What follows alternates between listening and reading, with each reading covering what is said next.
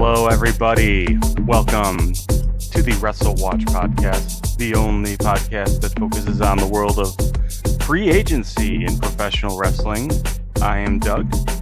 And I'm Ryan over here. All right, Ryan, happy May 25th. Yes, that is a popular holiday. Yeah. Do you know what today is the anniversary of?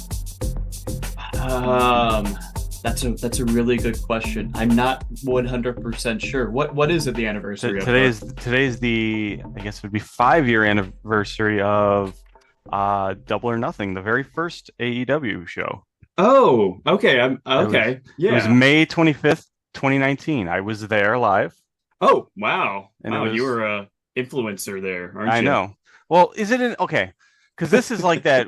This is like that WrestleMania thing where it's like they use the word anniversary wrong. Is it so? Would it be the 5-year anniversary? Okay, this is the fifth annual show. Okay, so it's not their 5-year anniversary. It's just their 5th year. Because here, 2019, 2020, 2021, 2022, 2023, 2024 coming up. This is going to be the 6th one. No, tomorrow. This is the 5th one tomorrow. No, it's the 6th one. That's what well, so the number of years has been 2020, 21, 2, 3, 4, 5. Yeah, 5. No, 2019. Yeah, they've been open for 5 years. Right. So I'm saying tomorrow will be the 6th one. And they've been dead for 3, so that's impressive. So tomorrow will be the 6th, the Double or Nothing. It'll be the beginning of the 6th year. It'll be the 5th. Right. This is why this is so stupid.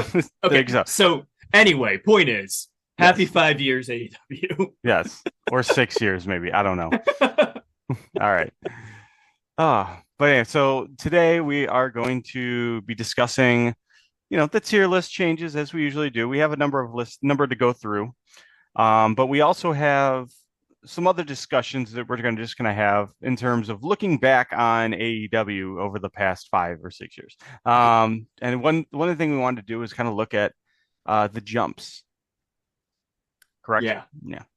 Yeah. So the concept behind this is we're going to look at all of the people that have jumped to AEW over these last 5 years that they've been in operation. Just to see, we hadn't started this project until during the last year here. So we hadn't had time to look at a lot of these people anyway, but we thought it would be a fun way to celebrate their anniversary as a company, to kind of look at this new big free agency era of professional wrestling that has not existed in 20 years. So might as well, celebrate it. Absolutely. So I think the idea, what we're going to do is we're each going to kind of like list off what we think were the 5 most significant jumps for AEW. We'll rank them, and we're going to do this draft style. Mm-hmm. And then after we do that, we'll go over the tier list, and that's going to be our show. But I think this is going to be a pretty full show. Going to have some interesting discussions as we go through this too.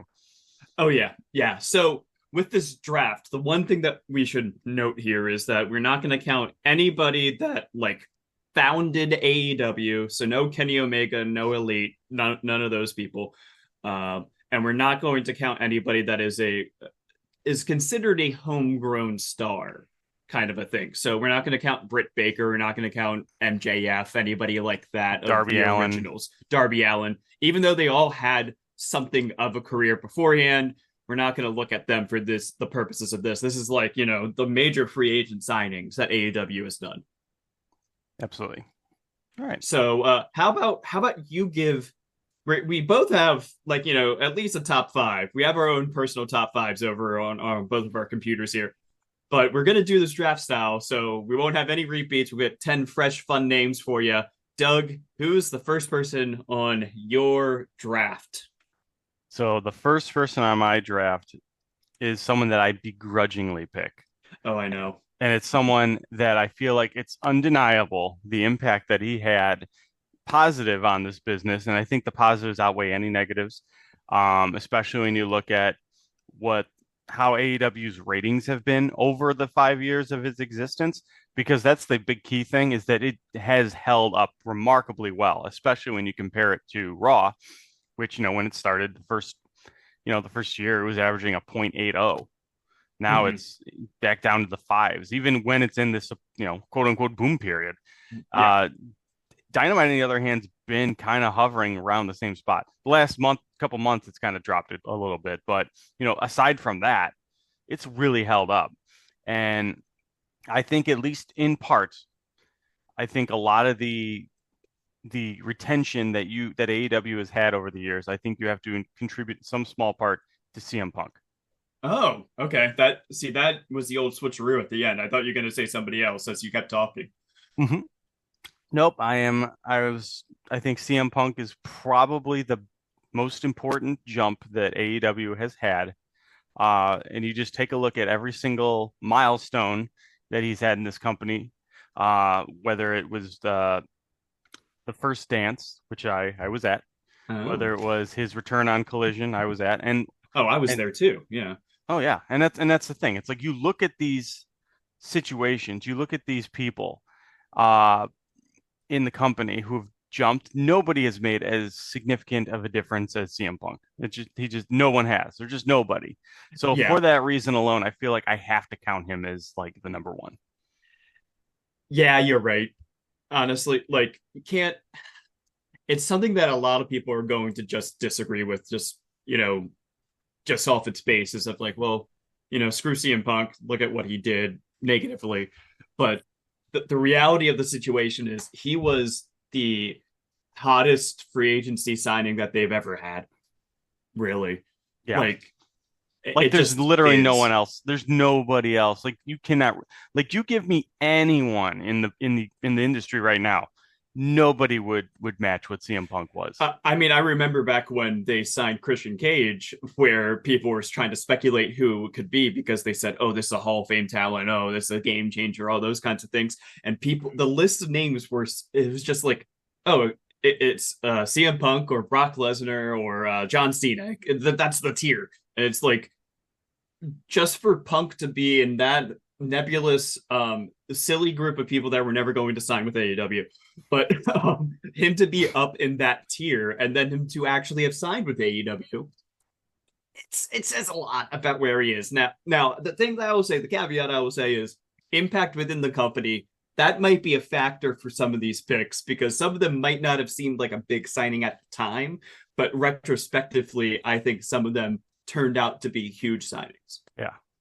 Like Christian Um, Cage, as you just said. like Christian Cage is a great example of that. So with my first pick in the inaugural WrestleWatch draft, I will be picking Jon Moxley. Okay. I know I did it backwards from the way that you did it. I liked how you did it better, but I just wanted to get cut to the chase on this one. Jon Moxley is somebody that debuted at the first Double or Nothing that was either 5 or 6 years ago, depending on who you ask, in 2019. Of course, he was the former Dean Ambrose in WWE. They had the big Shield send off pay per view, and then he appeared in New Japan, and then of course he appeared behind behind our good boy Kenny Omega. Had spiked him on the chips and everything, and we've never seen the chips again. So you gotta. I think they brought it back for the pandemic double or nothing. But like I miss I love bespoke stages for pay-per-views. I just love that, and I want them to bring it back. That's a side note. Jon Moxley, though, he has been the ace of AEW. Really, he's been the definitive man that you need to rely on in every single crisis moment, whether it was during the pandemic when all the CM Punk stuff was happening, the second time all the CM Punk stuff happened, um, with the international title to trying to level that up. Thanks to Jon Moxley, not thanks to Shazam Fury of the Gods. That's for sure. And so Jon Moxley, that's my pick. And he's currently the IWGP Heavyweight Champion. I don't think that there are very few people. Let me rephrase. There are very very few people that could carry that belt in a different company and it not feel wrong or weird. And Jon Moxley is one of those people. So that's why I think Jon Moxley has to be like a top pick.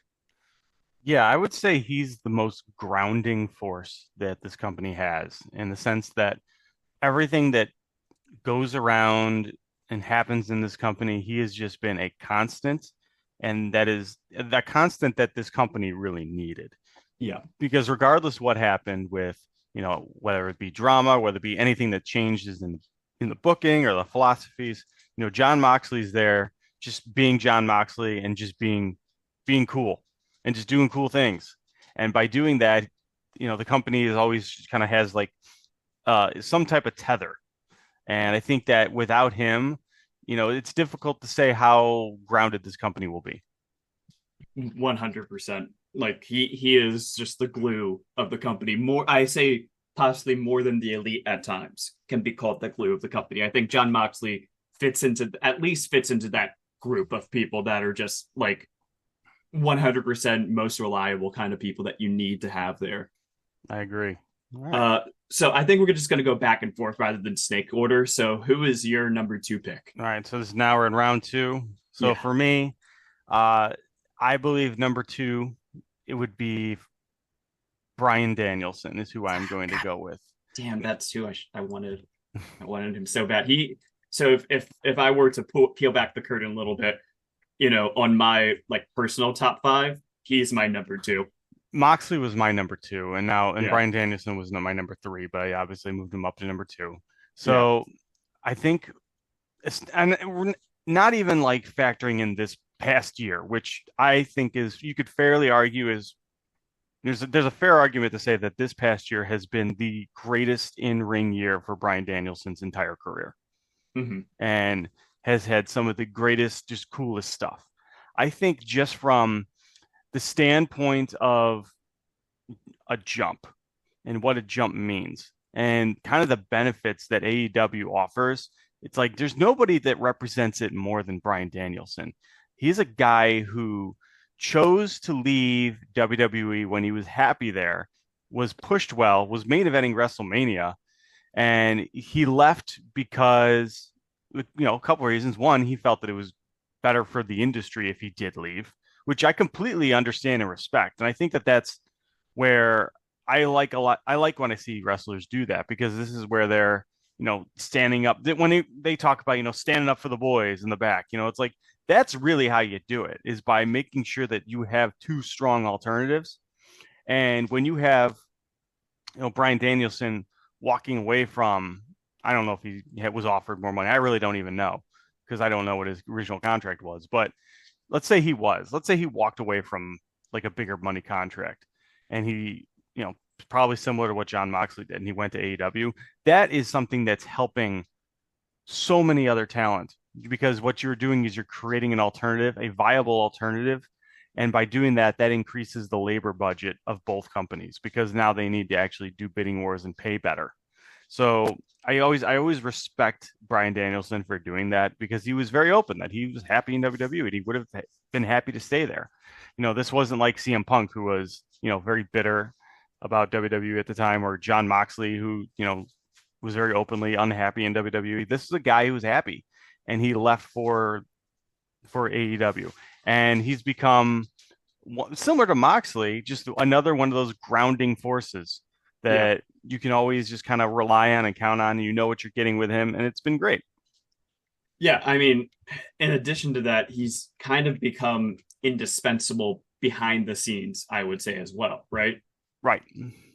So you can't deny his impact to AEW on so many different levels. And I would say that he's the kind of person that any amount of money that they're spending on him right now has come back to them tenfold, and not necessarily monetarily. I think monetarily probably all those dragon shirts, but also with like just the fact of this is probably going to be looked at back on as the greatest final year of a wrestler's career.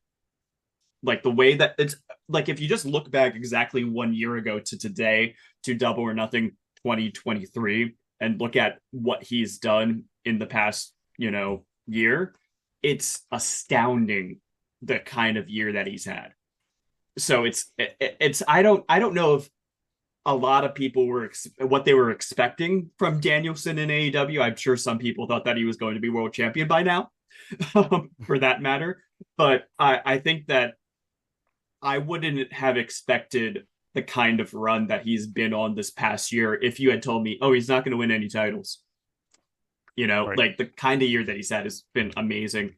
But yeah, he's also just the indispensable man. He's the guy that Tony kind of said that if he just, got hit by a bus tomorrow and he's not Darby Allin and can't just survive that, he would just give the company, essentially give the book to Bryan Danielson. And I think that like shows like he's above some of the other people that we might get to that have that backstage influence.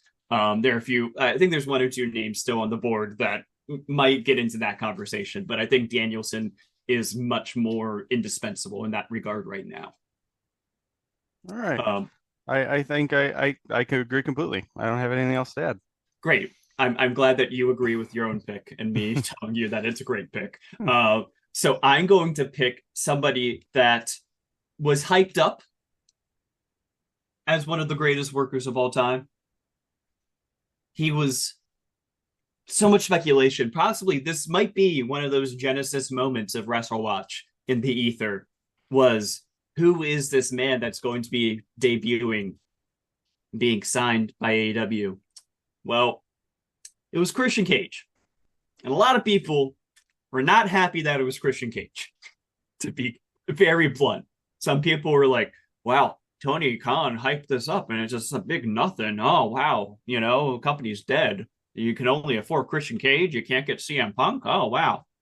People were like that about it. And I think that I probably in that moment, I was probably one of the people that was thinking to myself, this seems like a little bit, overstatement. It's just Christian, like it's not Edge, he's always the and. So how can we get hyped up about Christian? I was completely wrong. I was 100% wrong. And even in that being like, like a kind of milquetoast take, relatively speaking, to some people that were like, this is the end of everything. He has become, this is my pick, Christian Cage. He has become one of the most important people on screen for AEW. He has been a glue to the undercard. He has built up countless people. He has reinvigorated the TNT title. You can't knock Christian Cage on his ring work, his work ethic, his promo skills, everything. He has been a solid rock on screen in the company. So I'm picking Christian Cage. Yeah, he's absolutely worked out fantastic.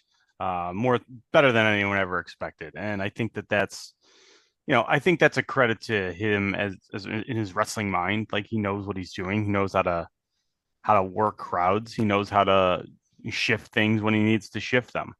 Yeah. And he's main eventing the pay-per-view tomorrow. So Yeah. I mean that shows like how far he's gone. So great for him. Yeah. I have nothing. Yeah, he's I perfect. mean, he went from being he was featured in the 2021 Royal Rumble. That's where it was that like the buzz started happening because people thought he was going to just sign back with WWE and be part of Edge's, return run.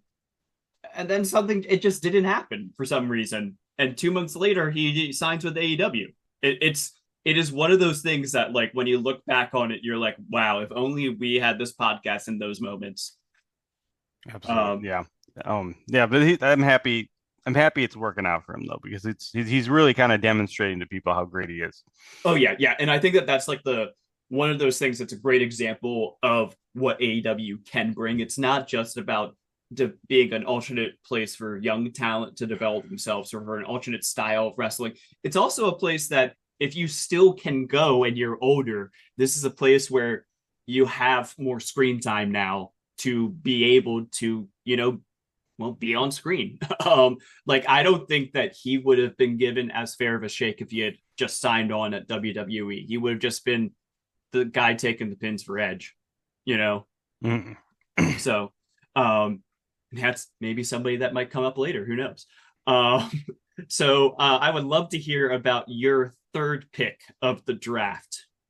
So my third is actually kind of similar to Christian Cage in the sense that someone who is able to subvert expectations of what he can do. Okay. And over time, when people think he's done, he comes back and He proves everybody wrong that he's just one of the smartest people in the room. Oh, Uh, you got him. and that is going to be Chris Jericho. Yeah, that was my next person on my rankings anyway. Yeah. So good pick. Yeah. I think that a lot of people really underestimate how important Chris Jericho was to the creation of AEW even before it existed.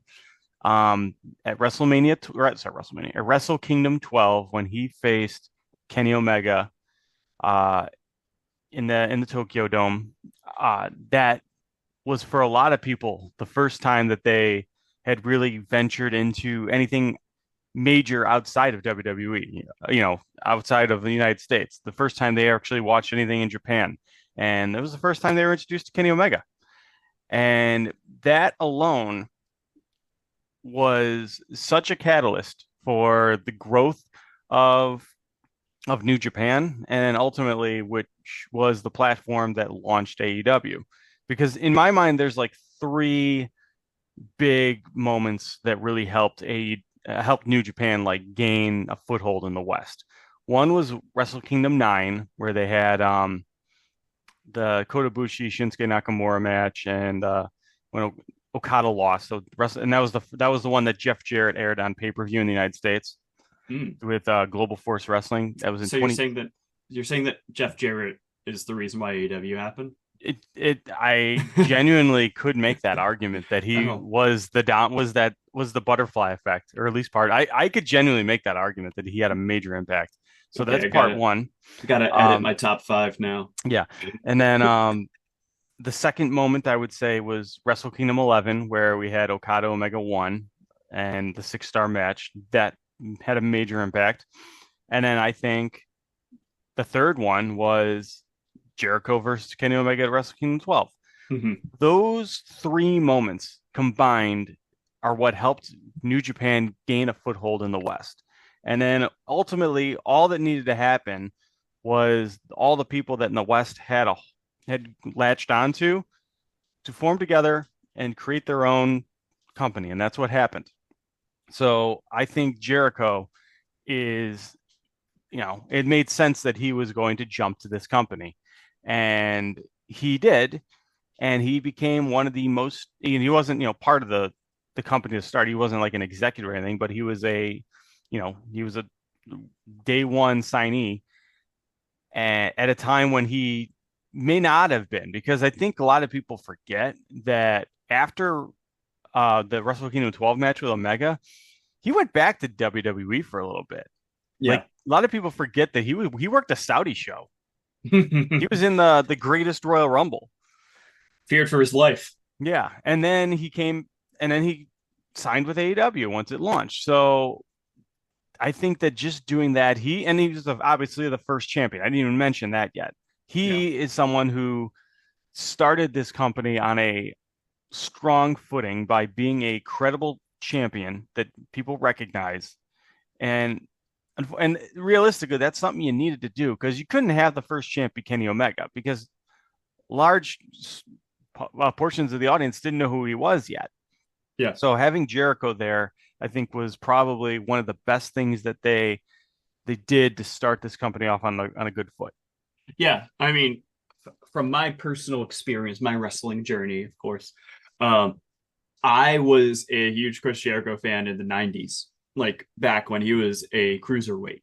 I was big on Jericho. Um, so when I was getting back into wrestling after over a decade of not watching any wrestling at all, during the pandemic, it was right around Double or Nothing 2020. Um, and I remember just one of the first matches that I watched was actually Cody versus Dustin because I was a big Gold-Dust fan also. Um, but the thing that got my eye on AEW otherwise was, wait, Chris Jericho's in this company? Okay, that's interesting. So it definitely brought me through the door, and I had zero clue who the Elite were. I only knew Bullet Club because of the Balor Club shirts, Mm. not because of the Bullet Club shirts, the Balor Club shirts. So, which I thought was like a weird tap out thing because like the font with the fangs and stuff. Like Right. anyway, um, so I had no idea about any of this stuff that like really like pretty much everything that you said, it wasn't even a thing to me, but Jericho was a thing to me. And Jericho alone, like I'm not gonna say Jericho alone, but for the clicks, we'll say Jericho alone got me to watch AEW. Yeah, and like you also have to think about that thing that I was talking about before about Bryan Danielson becoming an indispensable guy behind the scenes, and that's been Jericho at times too. He does have so much influence over how the company is run and how stories progress, and he's had a hand in getting a lot of people over the years, even the people that have been sucked into the vortex and have not come back out popping. Um, yeah, I think that this is like we're towards the end of the kind of undeniable big impact tier of people. There might be some other people, but like I think these are like the without a question CM Punk, Danielson, Jericho, your picks. Like you can't deny any of those picks. Right. I agree. I think that, and that's why I think he's very important. And even looking now, it's like say what you will about Jericho, but he's got a lot of backlash about being on TV right now, but he's making it work.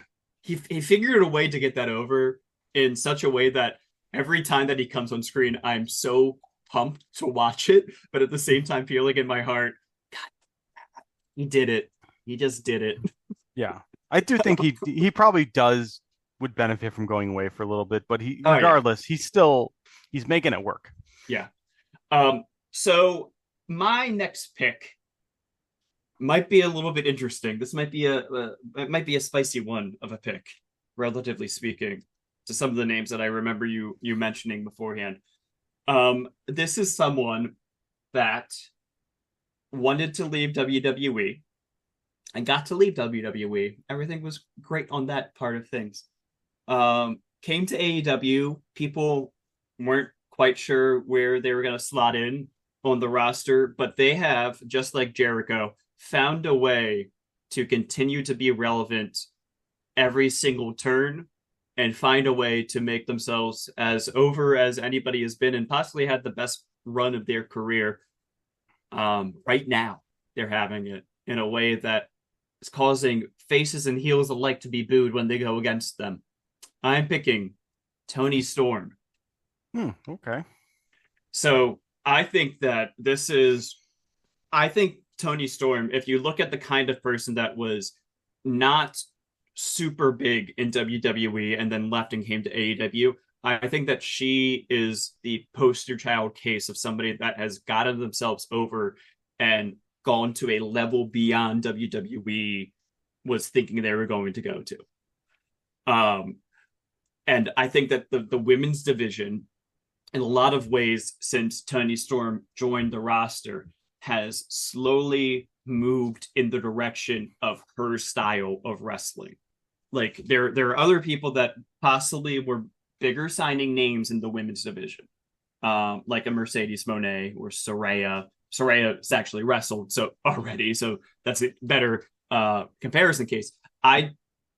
While Saraya did have that, big, we're going to have a match on a pay-per-view that's not for a title for the women. Ever since then, it still was such that, like the style of everything around the women's division didn't like really move in her direction. But today, if you look at the direction that the women's division is going in, it's going in that Toni Storm direction or that Jamie Hayter direction that we're seeing a lot more physicality in the women. It's a lot more hard hitting.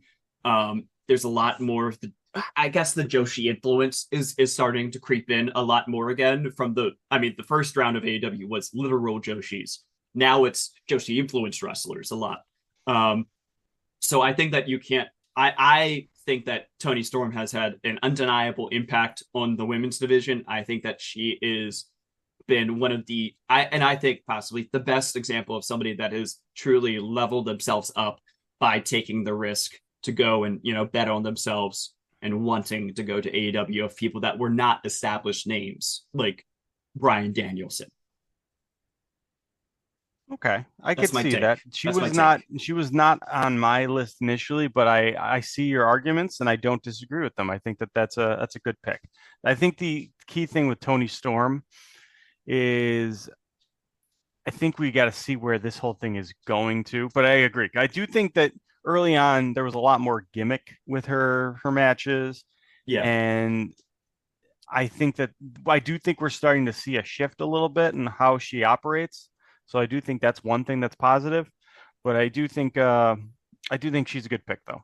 Yeah, well, I would say like the thing about like the gimmick style of wrestling during the timeless Tony Storm era is it's kind of like how Jericho can be at times. When he's Lionheart, he loves doing the lucha stuff. It's just like she's crafted a ring style for a gimmick, and now it is starting to wear away. The layers are going back to her becoming hard nosed Tony Storm again with her ring style.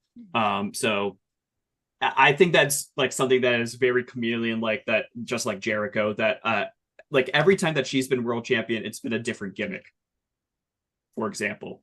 Hmm. So it's really fun to watch her. I think that it's a great thing to look at as an example of what AEW can be for people more that when they jumped, they were more mid card kind of a person, relatively speaking. But now I don't think that you would say that Tony Storm is a mid carder at all. And I think that there's probably somebody else is going to get drafted that might have a similar story arc to her. Yeah, well, and we'll see. Well, I'm going to go over my number four then. Okay. So I also picked a woman wrestler Oh, in AEW. oh. I did not pick In Tony Storm though. AEW. I did not Oh, pick Tony Storm though. oh. So for me, I think, and I say this genuinely, I think this is probably the most important signing of any woman in AEW history at this point. And it's demonstrated in how she's been able to, and what she was able to do, especially during the pandemic, Oh. and able to carry the company when the division was at its absolute lowest, where there was nothing going on, very, very, very, very poor. Didn't have a whole lot of talent at all, and she was there holding it together. She was the glue of the entire division, and that's going to be Hikaru Shida. Okay. So this is somebody that I didn't even think about as a pick because I had just like in my mind considered her original. Mm-hmm. Well, I would consider her to be a jump in the same way that Jericho was a jump, or because they were signed, they were initial roster members, but I thought when I think about, well, I guess you're right. I guess I can't really consider her that because she didn't really come from somewhere else. Oh, you know what? Because you could argue she's more homegrown, even though she's not really a homegrown. All right, then I'm going to go with another one. All right, I'll I skip love. her. I was gonna say I love Sheeta. Yes, I will skip Sheeta for now. It's fine. We could skip Sheeta because I'm going to go to the next person who hasn't been there very long, but I think it's undeniable there and one of the most important jumps and most important signings, and it's clear he's going to be, and that's going to be Will Ospreay. Yeah. Yeah, Yeah. I mean, you just look at he's been here what 4 months, 5 months, Mhm. probably 4 months, right? Because he didn't really have his debut till Revolution, right? Well, it's hard to say because he debuted technically at Full Gear, but then he actually debuted at Revolution, but he really debuted like a year or two ago. Yeah, because he was at the first Forbidden Door, Yeah, so he's been like since I would say since Forbidden Door 2, he's been a quasi roster member because he's been on almost every pay-per-view since then. yeah, He was on Forbidden Door, he was on All In, he was on Wrestle Dream. He's been like a part-time roster member for a while. yeah, and it's clear that they've always been kind of high on him and they wanted him, and I think it's very obvious that Osprey was going to get some crazy offers, and he ended up going with AEW, and I think that he has in a time when AEW uh is struggling to find its identity. I think is fair to say. I think right now it's a little bit all over the place in terms of booking and what it's trying to be. You know, right now you really need to hang on to those consistent pieces that are grounding the company. That's why I talked about Danielson and Moxley. And I think Osprey right now is one of those things as well, where he's someone you can rely on to provide a strong vision for the company and a strong, memorable match at these shows. So you look at Dynasty last month. It was a pretty good show, but the thing to put it over the edge is the fact that you had probably, what many people are considering to be the greatest wrestling match on American soil of all time. Yeah. So I think just having him around and for the long term, mind you, is going to be something that is going to be invaluable to this company when they're really in this time of flux. So he's going to be very important. I also think that when you're looking at this context of the 2023-24 free agency season, I think that he is the biggest signing from a standpoint of, I think that it was competitive of where he was going to go. I don't think that it was much of a question of where Okada was going to go. You know, I don't think that it was necessarily a big question about Mercedes Moné, although at the end it kind of was fluttering a little bit. But Osprey, it was a competition, I would Hmm. say. So Absolutely. it's a big morale thing for AEW top brass to say, yeah, we did it. We pulled another one out that like we competed for somebody and we won this bid. So it's a statement of a signing, and I can't agree more about how big of a deal he is in ring and for the future. I think that he is right now possibly the most over babyface in the company. It's like arguable that you could say that with Swerve. Like Swerve, personally, Hangman did nothing wrong, so Swerve isn't a babyface. But um, Osprey gets that like just raw reaction from people in like the deep south too. Sometimes you're like, how are the like we were at Revolution, you and me both, and I was just surprised by how just over he was with this crowd that's a mixed bag of people that are coming just for Sting's last match that might not be watching AEW, or people that are from places that are not historically thought of as like New Japan strongholds in America. The fact that Osprey is that crazily over already is a great sign for him as a signing for the future. Yeah, I agree. And I think we're, like I said, I think we're going to see what happens with him over the next couple of years. But I think it's very clear he's going to be the most important cog. I think he's going to be the most important cog in this company. Like he's going to be the champion eventually. I see no reason to rush that now, but I do Mm-hmm. think that that's eventually coming. Yeah. Um, so my next pick is somebody that I kind of alluded to with my last pick, and I think that it also ties into Osprey. It's Mercedes Moné. Now it's been very early into her time in AEW, so she might fall down the rankings over time, or she could go up the rankings. Who knows? But I think as far as a huge free agency signing, like they, there's only two people that they've done a bespoke special for their debut. CM Punk and it's Mercedes Moné. So obviously she's one of the biggest signings ever.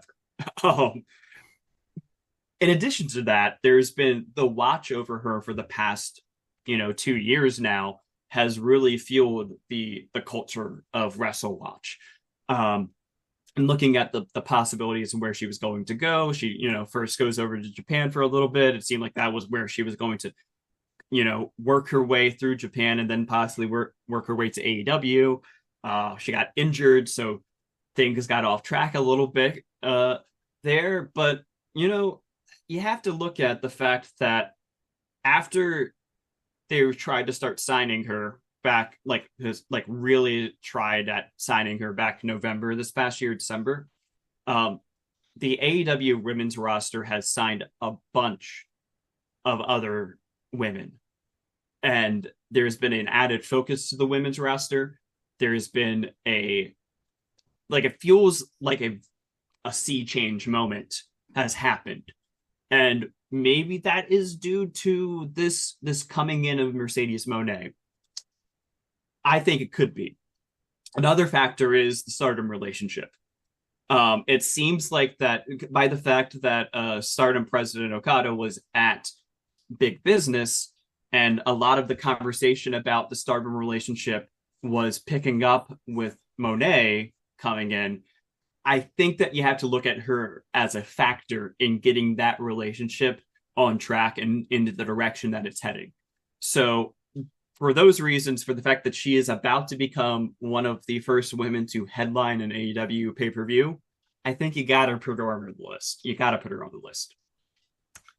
Yeah, I don't disagree. I think that that's a fair argument. I think I'll say this. I know a lot of people right now are kind of downplaying Mercedes, Mm-hmm. and I think that that's absolutely insane to do that when she hasn't even debuted. Yeah, and I Now, would. Oh yeah, go ahead. you can argue that this was silly of the company to debut her 2 months before she was cleared. Oh God, yeah. I'm not gonna deny that. I do think that there's a very fair argument that that was kind of ridiculous. Um, but having said that, I think it's silly to kind of write her off when she's been doing nothing but promos and video packages. When historically, it's pretty well known that promos are not her strong suit and have Mm-hmm. never been her strong suit. So I think it's silly to make that argument. I mean, right now we just need to wait and see, and we'll find out tomorrow. Yeah, and I mean, honestly, the moment that she started being able to be physical in the promo stuff, there was a switch in the discourse about her. People were like, "Oh, I get it now. Oh, this is one of the hottest storylines in AEW right now. Oh, now I get why people are saying this should headline the pay per view." Like, Yeah. there's something that's building here. I feel like, and well, maybe we'll find out tomorrow. That's the worst match ever, but by I the don't think it record, will because but I think Willow and Mercedes are going to. I think they're extra motivated, so I will I be think so too. surprised if this doesn't deliver. I would be surprised as well. Like looking back at their match last year in New Japan, I really liked that match. And even like basically her entire Japan run, I liked her matches and the style that she was trying to wrestle in those matches. So if she continues with that, I think that this could be a fun signing, and I'm intrigued to see where it goes from here. A lot more than some of these other signings that have happened in the past year. Like I'm genuinely like excited to see where they're going to go with her. Yeah. So Doug, who is your last pick of our draft? So the very last pick. Let me pull up my little notes. So this one is going to be Samoa Joe. Oh, that's a spicy one, I think. Yes. And the reason I say Samoa Joe is I genuinely do not think he's been a draw. I genuinely do not think he's uh been a difference maker in any way, but he's someone who's provided once he's another glue guy. He provided some glue backstage, some professionalism, and he's also in the last couple months, especially following the whole CM Punk thing, he has been a consistent transitional champion that has gone above and beyond to make sure that the company, uh, you know, made the correct decision. I think he's been very good in that role, and even in Ring of Honor as the king of television, everything he's done has been very solid. And I think, and he's a recognizable guy that people know. And when people thought he was washed, and guess what? He wasn't washed. Mm-mm. So I have nothing really more to say to him other than that's why he's just my number five. He's not like super high, but I think he's demonstrated that he's a great signing. Yeah, I 100% agree. He was somebody that when he came in, I was kind of like, I mean, okay, it's Samoa Joe. I get like he's been, 15, 20 years since he was like the beast of the indies, or the king of the indies, I guess is the way you can look at Ring of Honor at the time. Um, it's it's been surprisingly fun to watch Samoa Joe, especially because he's somebody that kind of fits that Christian Cage mold of somebody that was kind of written off because of his age. I like if he had stayed in WWE, they were just gonna tell him to stay on commentary and continue wearing that little poncho during the reign. Yeah, And now he's look at his like time in AEW. They've really pushed him beyond what I would have imagined, honestly. But I think that every step of the way, it's made 100% sense. And I think that he has been super valuable at the top of the card of AEW. I agree. So I'm gonna go ahead and let you do your last one, your number five. And I'm gonna mute real quick because I just have to step out of the room, but I'll let you go. Okay, cool. All right. Um, Hello, dear listeners. It's me alone, finally. um, so my number five, this is a tough one because a lot of my personal top five picks have already been taken. Like I think Jericho was my number five overall. So this is a little bit hard to pick a number five. Um, but like some names I was thinking about were Soraya, who was the first big women's signing, I think, of the free agency era. Like we can talk about Sheeta before she is the honorable mention because she is a day one essentially person. But look at Adam Copeland maybe as another possible honorable mention here, just because of the impact that he's had on the TNT scene. Um, and he's just a fun guy too. I think that he's kind of the promise of what Punk was supposed to be. But I'm gonna pick someone that bet on themselves and wanted to clear a new path for themselves and has gone from undesirable to undeniable, just like Cody Rhodes said that that's what AEW was about at the beginning. I think that this is somebody that fits that mold, which is that's the rebel energy, that's the challenger brand energy of what AEW is about. So with my number five pick, my last pick, I'm going to pick Swerve Strickland. Ooh, I'm back by the way. Oh, hello.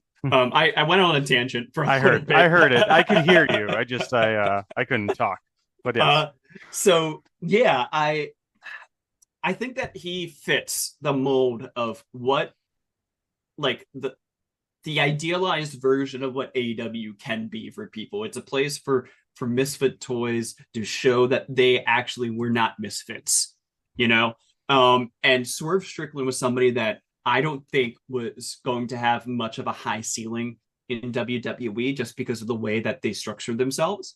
Um, I mean, look at the comments that Will Ospreay has made about Ricochet recently, and I think that that's kind of the path that they were probably going to look to him on, which is disappointing because now that you've seen Swerve in AEW, you're like, oh yeah, why wasn't that guy at the top of the card already in WWE? You know, it's like it's just such a night and day of how he's been presented, but how he's gone after what he wants, and he has proven himself time and time again. I think that it's undeniable now who he is and what he is, and so for that reason, I got to pick Swerve.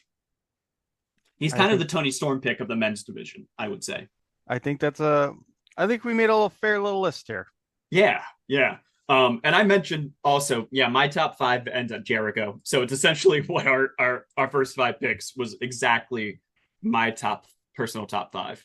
Um, so how about we can read through our teams here or our that we drafted, and then how about we'll take a break after that. So Yeah, who's I your need some team? coffee.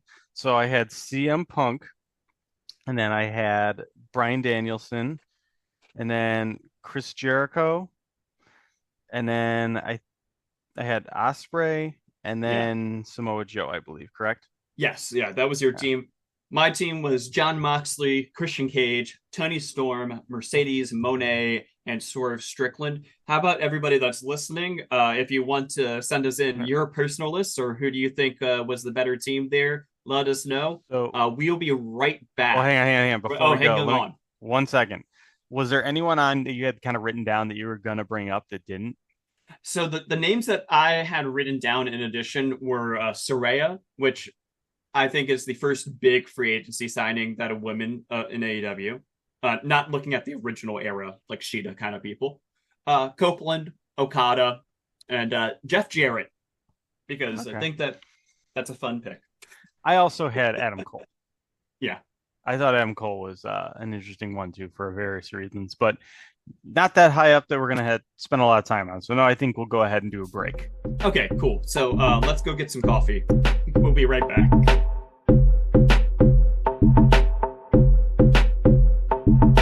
Hey, everybody. Welcome back to the WrestleWatch podcast, the only podcast where we talk about free agency in the world of professional wrestling. If you're enjoying the podcast, of course, please make sure that you're subscribed to it on whatever platform you're listening to. I'm Ryan, and over there is Doug. How you doing, Doug? I'm good. Got my coffee back. Good. Gonna. It's a Saturday. It's a lovely day outside, so I'm probably going to sit outside and do nothing today. That's a beautiful idea. I'm Yes. going to be working after this, so I love this coffee right now for that reason. Uh, Excellent. I think that what we want to do now is to go through the WrestleWatch tier list and look at the updates that have happened to it. We have a few this week. It's very different from last week. So, how about we go from S tier and read down just to see maybe there's some people that we wanted to talk more about. Maybe there's some people we don't have much to say. So, let's start at the top of up in S tier, which is the imminent debuts. We have Camille, Jacob Fatu, Motor City Machine Guns, and Eric Rowan. Was there any real updates on any of them, Doug?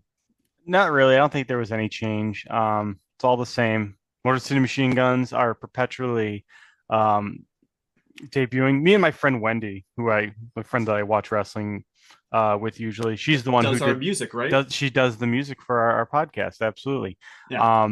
We have like a running joke at this point. Like every single time, like something is going to happen, some debut is going to happen. We try to work in, and then suddenly the Motor City Machine Guns debut, like for every little thing. So Oh, it's your downstate performs. yes, absolutely. My interesting note about them is that I went to see CZW Combat Zone Wrestling Show in Baltimore this past Friday, or last Friday by now. Just because Kenta was on the card, I thought, oh cool, it would be fun to see Kenta, see him in a match. He wrestled 3 matches because it was a 1 day tournament, so that was fun. But Huh. at the end of the show, yeah, it was really funny and crazy. There was this guy, Griffin McCoy, that was on the show that I was super impressed by. So I just want to shout that guy out. If people are looking for an indie guy in the Northeast to be amazed by, check him out. But the thing was that at the end of the show, they announced that Alex Shelley will be at CZW in Baltimore on the first weekend of July on a Saturday. So I was like, this is interesting because of how much we've been thinking about them going to AEW. It's starting to give me a little pause about them being an S tier, being imminent. So them taking so many indie, Alex Shelley is particularly taking a lot of indie bookings. Well, to be fair, it's AEW, and they could take indie Mm, bookings while they're there. yeah, that's fair. Yeah. So yeah, that's the S tier. Maybe Camille will debut on Sunday. Who knows? You'll know probably by the time you listen to this podcast. So Yes. congrats. A tier likely jumps. Nobody's likely right now. We have nobody in A tier. B tier, these are our probable jumps, more likely than not. Right now are grizzled young veterans, Katsuhiko Nakajima and Ricky Starks. I don't think that there were any updates on any of them. Were there, Doug? No, I don't think so at this time. Uh, the only thing I think you could say is that, well, was it this week that Ricky like was one who was saying the thing he was on? He did that interview where Yeah. people were kind of downplaying. He was kind of downplaying everything, and And then he had to walk it back yeah, or something. Yeah, so it something. was. It wasn't. I feel like it was a whole nothing. Like Yeah, it's it not was. even worth going over. Yeah, it was like an interview with. It was with What Culture, which was it's interesting because I didn't know that they did interviews, so that's really cool that they do that. Like I don't know why I'm on TV or something like that. Yeah, he doesn't know why he's not on TV, and then like he had to then because people were asking What Culture, like what's up with this interview, they then like him and the interviewer and Ricky talked about it, and like they released more information and context together. So I think Ricky, I don't know what's going on with him honestly. So uh yeah, Mhm. And um see, C tier, yeah, go ahead. so for C tier we have Matt Hardy, Sheamus, Cameron Grimes, Hikuleo, Speedball Mike Bailey, and Mustafa Ali. I don't think I Yes, have a whole lot. We'll go over some of the changes when we get to. Well, well, Mustafa's a change. yeah. So I mean, do we want to do this thing where we just go through? the changes as we come across them? Yeah, let's do that. Okay. So yeah, so Mustafa Ali changed because he was in where was he? He was in B tier. He was in B tier and now he's down in C tier, which You is voted the opposite way, I I went believe. the opposite way. Yeah. Like I don't understand. Okay, here's the thing. Here's the thing with Ali. I think he's gonna sign somewhere. This idea that he's just gonna continue to do the indies right now, I don't buy that. I think he's obviously working TNA. He's obviously working New Japan. He may end up doing something in AEW. Who knows? But he's not right now. But the idea that he's just not going to sign to any of those places soon, and he's just going to keep doing this, I don't know that I buy that. I think he's going to sign eventually soon. That's why I said A tier.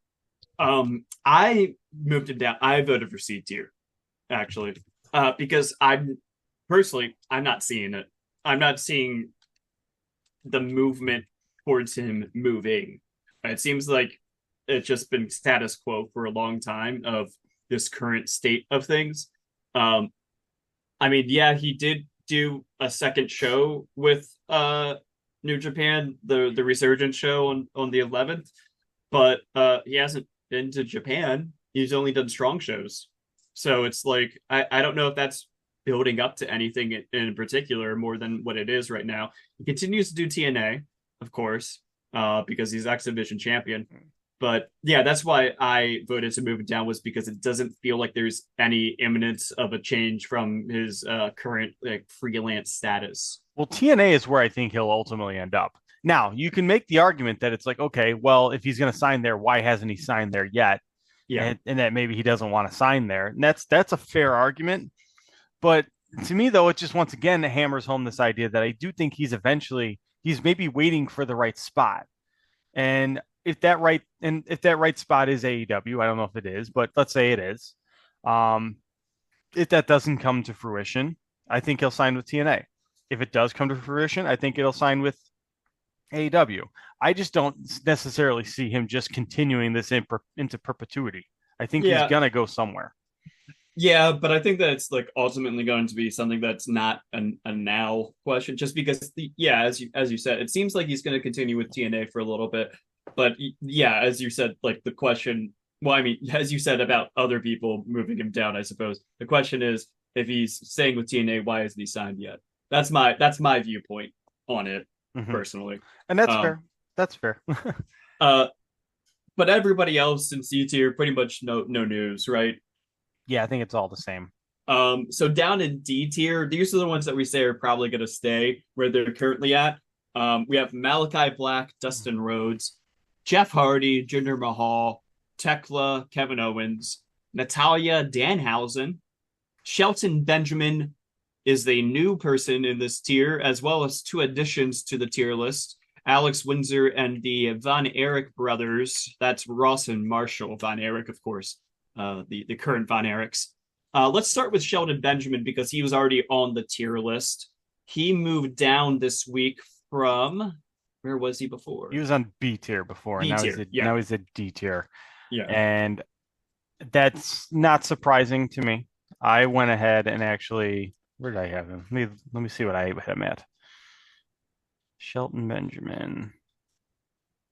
Excellent audio. Hang on. You went with a solid C on him. Okay, yeah, I went with a C tier on him, and then here was my reasoning with him because I also thought he needed to go down. I didn't go all the way down to D, but I don't have a problem going all the way down to D. I just thought that B was way too high.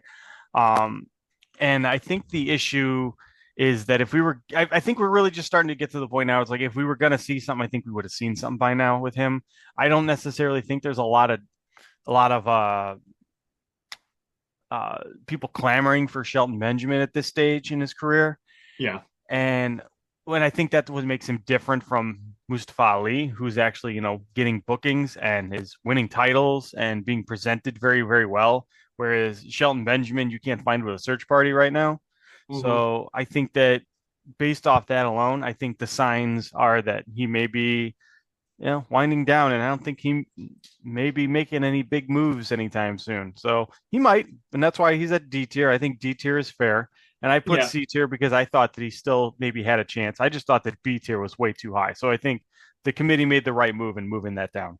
Yeah, I also voted for C because like I still don't think there's a chance of him. I think that it's still a 50-50 shot of him signing somewhere that we're looking at of a TNA AW kind of place, probably a Mm-hmm. Ring of Honor maybe. But I don't disagree. Like I don't hate the move to D tier because yeah, it's seeming like the wind is kind of blowing in the direction of him. There's not a lot of buzz right now about him signing anywhere, you know. Yeah. Um, so somebody that we added this week. Let's start with the one that I don't think that you have a speech prepared on. Let's start with Alex Windsor. She debuted this week in the D tier. This was somebody that I proposed to Mm-hmm. the committee to get added this week because I think that it's been a long time coming to add Alex Windsor to the tier list.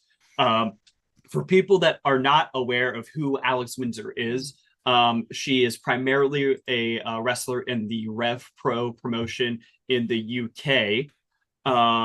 She has been doing some dates with Tokyo Joshi Pro, where she was, I believe, the Princess of Princesses Championship. The the If inter that's the inter- international one. She actually won yes, a tournament in Eve to get that title shot, and she won it. Well, that actually shocked a lot of people when that happened. yeah, And recently, she's obviously been working New Japan strong shows.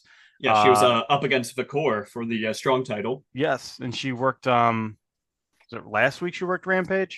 It was last night. Last night she worked Rampage. So Yeah, she's getting some buzz. She's moving around a little bit, and I think that that's worth mentioning. And I think it'd be silly to not also mention this that she's also Will uh, Ospreay's partner. yeah. Mrs. Bruvett, some people say. Yes, so that's also part of it. But because of that, I think we could also make, and I bring that up just because I think we can make some inferences based off of that as to what her priorities would be. Because Will Ospreay obviously very famously made the priority saying that, I want to live in the UK.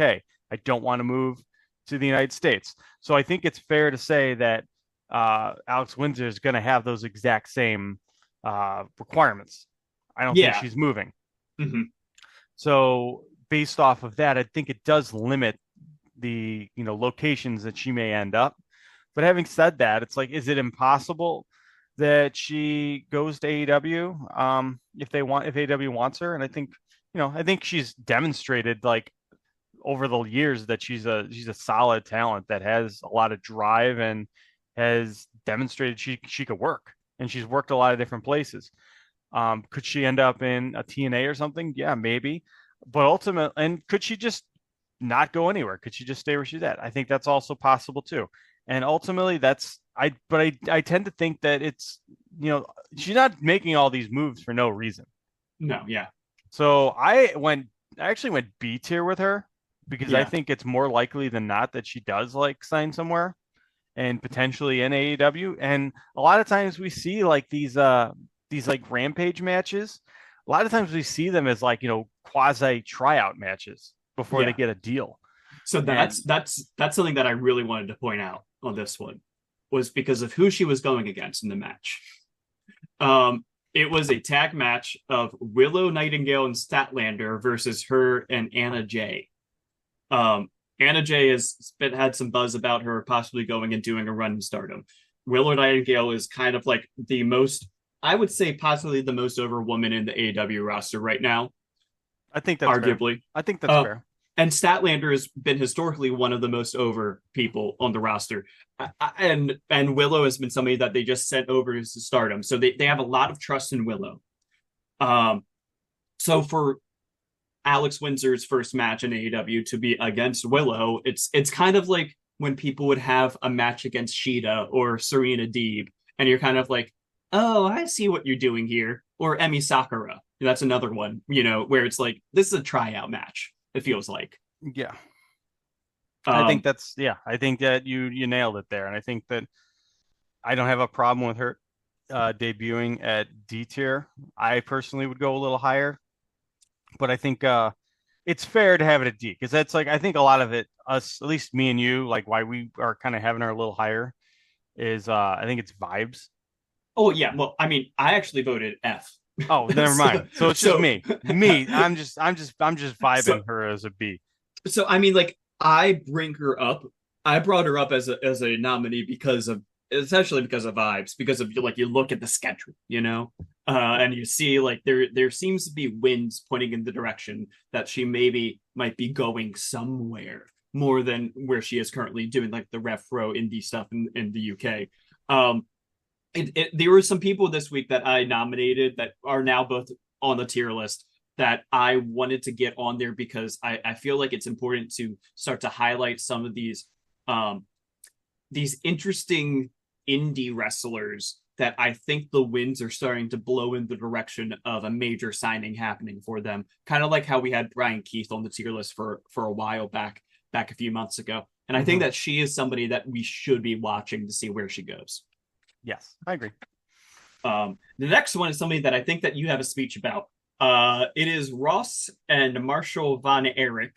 They are the current tag team known as the Von Erichs.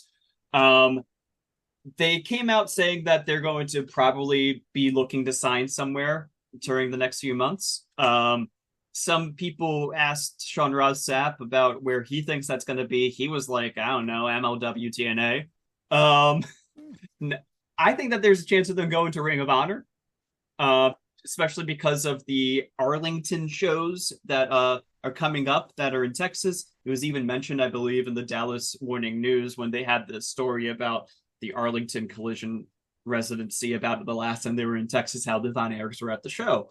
So I think it's possible that we might be seeing them in the AEW ROH sphere of influence coming up soon. Doug, where did you have them, and what's your take about them?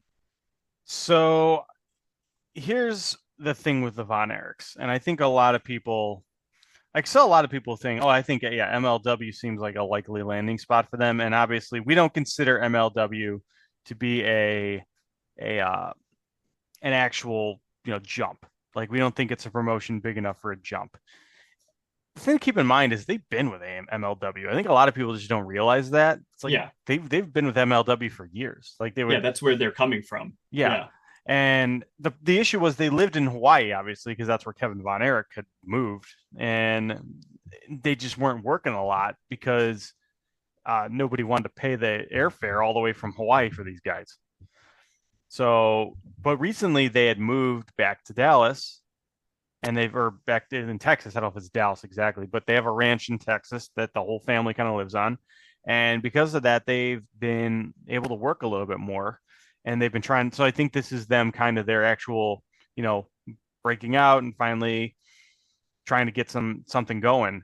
So I think it's very, very likely that they are trying to get signed somewhere. I think they are talking to AEW. I think they are talking to WWE. I put some stock into what Sean Ross Sapp is saying, and I think that the idea of MLW or TNA makes sense. But for me, if they're serious about this and they're talking about, they're going to sign somewhere imminently, that to me doesn't sound like, oh, it's just going to be back in MLW again. I To me, totally agree with that. Yeah. to me, it sounds like it's going to be somewhere else. Mhm. So whether it's TNA or an ROH deal, as you kind of thought it might be, or even WWE, which I don't know if that's necessarily what we're looking at, but either way, I think they're going to. And I agree. I think they're going to end up somewhere, and it's probably going to not be MLW. So because of that, I actually went B tier on Oh, them. spicy. Yes. Yeah, no, I was C because I think right now there's a 50-50 shot of them ending up in somewhere that we look at. I Hmm. like the other 50% is just like, this is a little bit of bluster, or they might go back to MLW kind of thing. Um, they when they were talking about this on their podcast, they brought up like, oh yeah, maybe AEW, maybe WWE, and it's like, well, I think that maybe they bring up WWE just to bring a little bit more intrigue to the conversation, not necessarily about like it's actually going to be a possible landing spot for them. I absolutely think that's what's going on. Yeah. Yeah. So yeah, I think that there'll be fun to watch to see what's going to happen with them. So that's the D tier there, Doug. Yep. And Um, and then with that, we'll go on to the F tier. yeah. So F tier currently has Suri, Utami Ayashida, Hook, El Phantasmo, Nikki Bella, Becky Lynch, Ethan Page, Gigi Dolan, Buddy Matthews, Kaito Kiyomiya, Lio Rush, Matt Cardona is a new addition as well, and a new addition for the tier list at all is Michael Oku. So let's start, I guess, with Lio Rush. Okay. So Lio Rush was in C tier. I actually voted to remove him. I voted to remove him also, honestly. So, but I'm fine with him being at F tier. I think it's just at this point he's very clearly just sticking around doing his GCW bookings and things like that. The buzz around him has just completely collapsed, I feel, at this point. I Yeah. don't know that I see him going anywhere else. He's already kind of, I don't want to say he's burned bridges, but he's had a long history of burning bridges. But even so, he's rubbed people in AEW the wrong way. He's rubbed people in WWE the wrong way. Uh, TNA, I don't even, it's hard to really gauge what TNA is right now, but he's not doing any of this. So because of that, I just think I would remove him because I think he's just doing his indie stuff until I see it otherwise. Yeah, it's interesting to look at because I think a few months ago when we were looking at this, we were kind of like, okay, so he's not really like doing much of dates at all.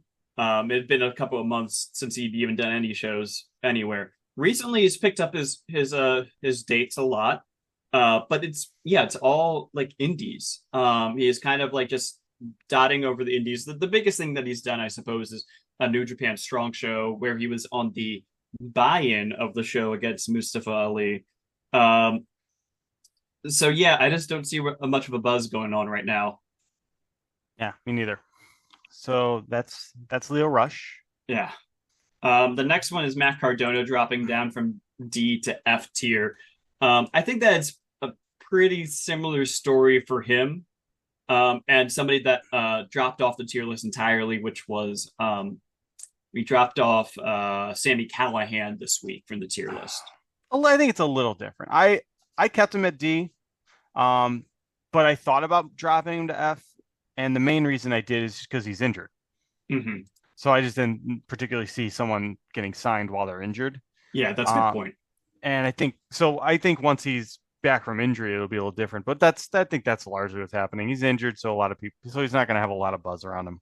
Yeah, I voted F because I still think there's the possibility of him going somewhere. I don't think that's a high probability. I think that he's shown that his indies booking style has worked out for him very well.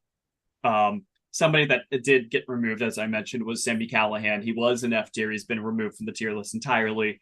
Just doesn't seem like he's going to change his current way of doing things, of just being PPA with like MLW and TNA. So I agree with just taking him off the tier list at the moment. Yeah, I went F, but I have zero problem with just removing him. Yeah. And so the last person that we're going to talk about today is Michael Oku, who was just added to the tier list. He is now joining the tier list in F tier. I voted for him in F tier. I proposed him. I think that there is enough of a buzz about him just overall to get him on the tier list. How are you feeling, Doug? So he's a weird one because he's one where I wavered between do not include and C tier. Yeah. Like those are my two options because I was like, all right, well, if we're going to include him on the list, I think that there's a decent chance that someone would pick him up. But then I was also like, we talked about like the Dijak line where there's a line where it's like at some point it's like, okay, is this person like is he important enough to have on the list? And Dijak we always joke about is like straddling that line where half the people think he is, half the people think he's not. And he gets voted on like on a weekly basis and he always ends up like not getting on. And I think part of me felt that Oku is got enough buzz that he just might be above that line. Mm-hmm. And that's why I ended up voting C tier. So I'm happy he's on the list because I think it's very clear that this guy is going to go somewhere. Yeah. So that's my take on it is that I think that he's very clearly somebody that if there becomes further buzz about him going somewhere, he absolutely should be on the tier list. Like he is possibly the best wrestler that is not in a major promotion right now in the world, possibly, arguably. He had a fantastic match back in Rev. He's somebody that's in Rev Pro, for the record, just to give context to people that are not aware of who Michael Oku is. He fights in the UK at Rev Pro promotion. He had a fantastic match a few months ago now against Will Ospreay there. He is starting to take a lot higher level of bookings recently. So coming up here, he has a show booked with CMLL in Mexico at Arena Mexico in a tag match with him and Zack Sabre Jr. It's so CMLL did their Fantastica Mania run in Rev Pro, and now he's coming back to do it, but I think it's technically just a CMLL show, not even like one of their co-promoted shows. But he's going in to tag with Zack Sabre Jr., which gives me a little bit more of okay, something's building up here in the background that we should be keeping an eye on. Of if CMLL is kind of looking at him, and maybe New Japan's looking at him, I could see in a year him going to New Japan, honestly. Yeah. I think so. I think, and especially with the Rev Pro relationship. Yeah. Like he could be best of the Super Juniors next year. I could see that very easily. That would make a lot of sense. Yeah. So we'll see what happens with I believe he goes by the Master of the Half Crab. So we will see what happens with him coming up. And I think that it's a fun person to put on the list to keep an eye on. Again, it reminds me of what we were doing with Brian Keith, of here is somebody that is on the indies that is starting to get some buzz around them. And I think that there's a chance of those people getting signed to a major promotion. So yeah, that's the tier list for this week. All right. Well, I think that this was a productive session. Yes, indeed. So I'm glad that I had fun with you, Doug, this week, and I'm looking forward to seeing Double or Nothing, to see the sixth. It's the sixth Double or Nothing. Yes. Where are you? Are you watching it at home, or what's your plan? Yeah. I'm watching it at home. I have no friends except for you, lovely listeners. No, I just I was gonna try to get a bar in my area to screen it, and we couldn't figure it out for them. So it's not happening on that side. Where are you watching it? I am watching it at a bar. I'm going to a bar in Chicago in Wicker Park. That's usually where I go for all the AEW pay-per-views. There's no cover, just go right in. They have it going, so I will be doing that tomorrow. Well, that's fun. So next week I guess we'll have some people to remove from the tier list next week. We'll find out. We'll see. All right. As the Motor City Machine Guns make their debut. Oh yes. And this week it'll happen. Yes, it's gonna happen. All right. So all right. That, thank you very much, everybody. You all have a great week. All right. Take care.